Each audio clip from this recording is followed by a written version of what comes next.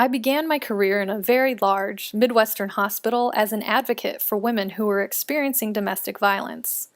I had known since graduate school that I wanted to work on big picture change.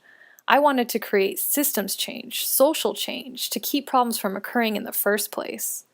After yet another week of crisis work that included taping an emergency cell phone onto a woman's body under her clothing, fighting to help several abused women keep their children, and arguing with a doctor that he couldn't refuse to discharge a woman from the hospital because her husband was violent toward her, I was fed up.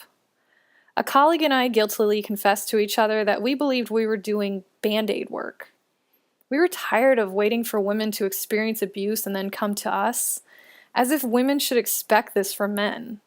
We wanted to do prevention, but all anyone seemed to be doing was going and talking to high school students about creating good boundaries so they could avoid abuse.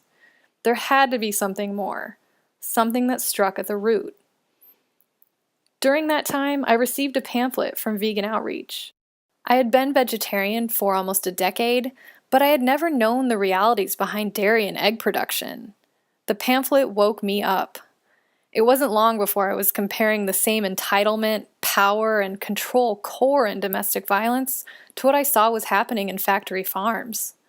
Pamphlet in hand, I flashed back to a few weeks earlier, when I was sitting in a hospital room with a woman who was in intensive care after having been stabbed by her boyfriend.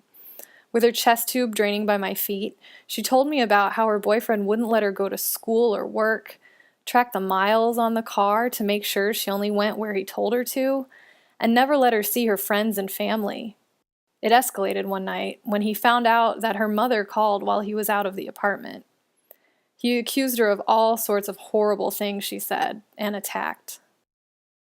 Thinking about the visit, I wasn't struck by his clear desire to control every aspect of her life. I heard those stories every day. That's domestic violence. What stood out in my mind is what she said to me next. Staring ahead, appearing numb, she told me there is nothing worse than having choices taken away from you.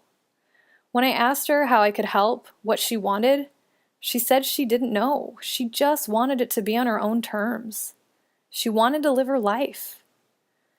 Thinking about this woman who just wanted to make her own decisions, I began to educate myself more about the ways in which factory farming takes choices away. I became a strict vegan, and then, well, shit hit the fan.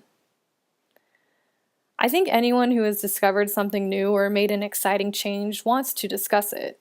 I sure did. I saw that the movement to end violence against women wouldn't ever succeed if it continued to be in isolation from other movements.